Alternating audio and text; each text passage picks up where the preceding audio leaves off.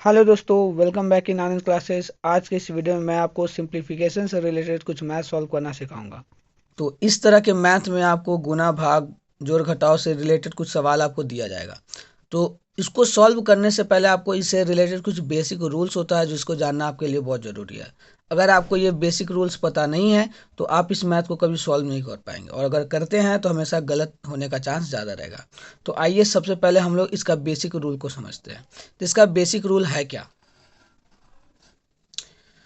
तो दोस्तों, सिंप्लीफिकेशन का जो बेसिक रूल होता है उसको हम लोग कहते हैं बोर्ड मास। ठीक है, इसको बोर्ड मास के नाम से हम लोग जानते हैं। तो ये जो बोर्ड मास होता है इसमें एक्चुअल में आपको पढ़ना क्या है। सबसे पहले इसका हम लोग जो फुल फॉर्म है इसका फुल फॉर्म जानेंगे कि पूरा नाम बोर्ड मास का है क्या। तो जैसा कि मैं यहाँ आपके देख सकते हैं कि मैंने लिखा है बोर्ड मास में जो बी होता है उसका मतलब होता है ब्रैकेट। ब्रैकेट को हिंदी में हम लोग कोष्ठक कहते हैं। ठीक है। ओ का मतलब होता है ऑफ। ऑफ को हिंदी में का कहा जाता है। फिर डी का मतलब होता है डिवीज़न। डिवीज़न का मतलब भाग होता है। फिर एम का मतलब होता है मल्टीप्लिकेशन। मल्टीप्लिकेशन का मतलब गुना होता है। और ए का मतलब होता है एडिशन। एडिशन का मतलब जोड़ होता है। और एस का मतलब होता है सब्ट्रैक्शन, जिसका मतलब घटा होता है।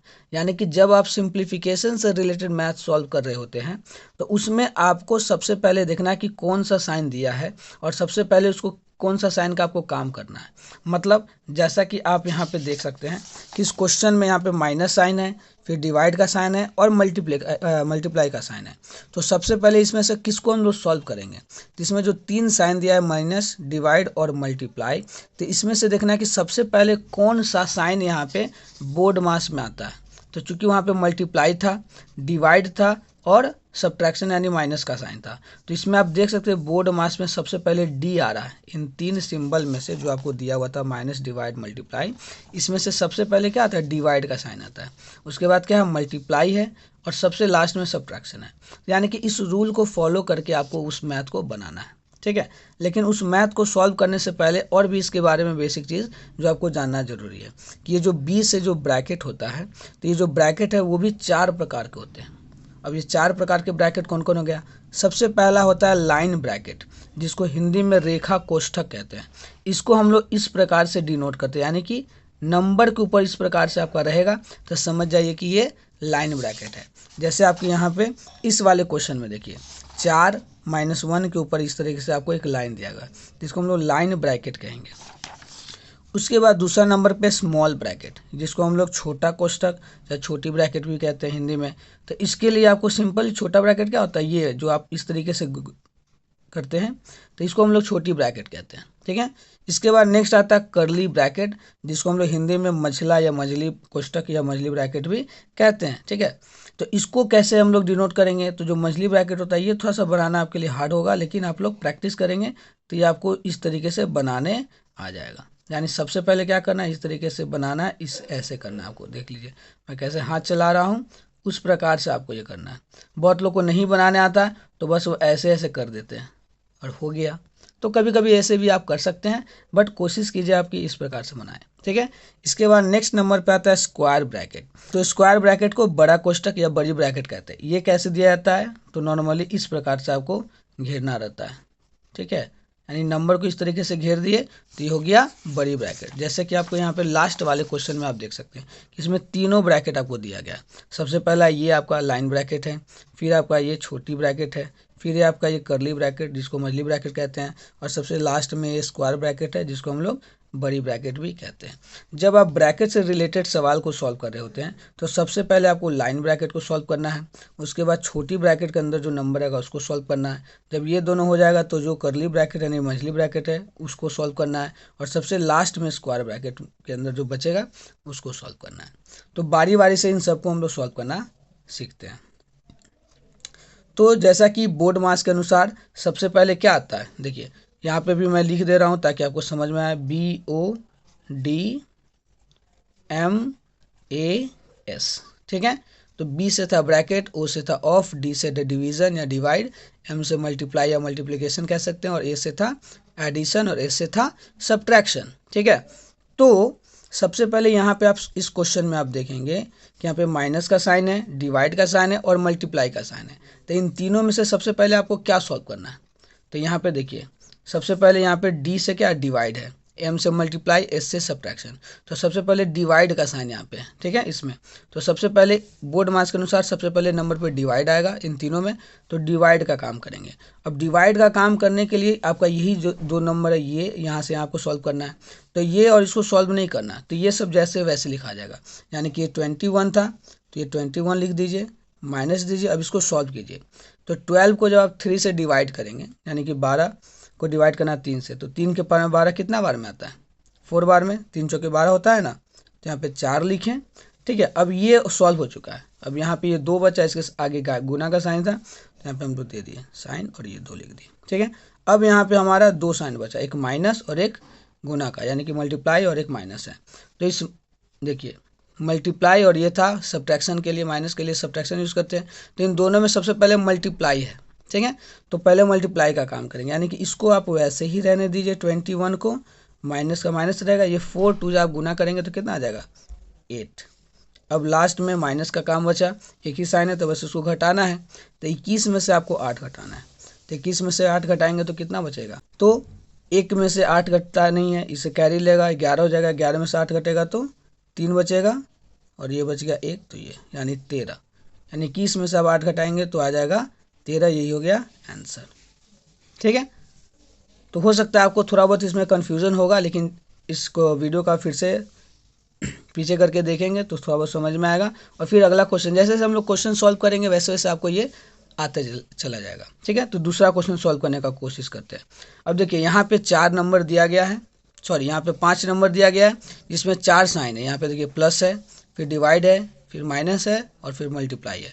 तो इसमें भी आप देखिए सबसे पहले किसका काम करेंगे? डिवाइड का। यहाँ पे सबसे पहले क्या है? देखिए divide, multiply, addition, subtraction, add और सब्ट्रैक्ट।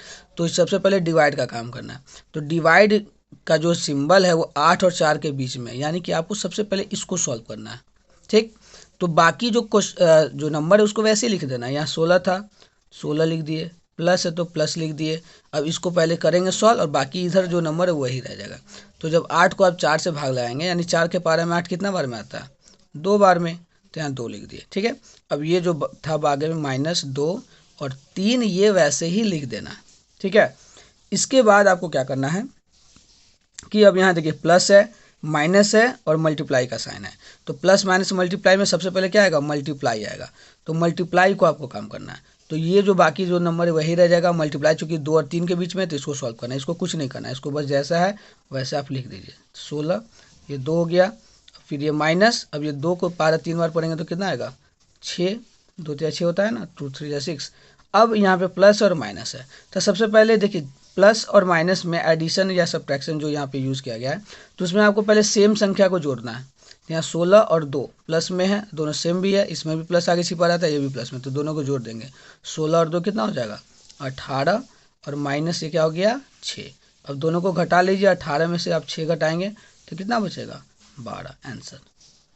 ये भी हो गया, ठीक है। तो इस तरीके से आपको बारी बारी से स्टेप को फॉलो करते हुए बनाना सीखना है, ठीक है। अब हम लोग चलिए सबसे हार्ड क्वेश्चन यहाँ पे सॉल्व करने का कोशिश करते हैं। तो देखिए ये वाला जो क्वेश्चन है आपको, इसमें आपको हर तरह का चीज़ दिख रहा है। यानी कि यहाँ पे देखिए, यहाँ पे सारा ब्रैकेट का दिया गया है। तो ब्रैकेट में मैंने जैसा कहा कि सबसे पहले आपको कौन सा ब्रैकेट को सॉल्व करना है?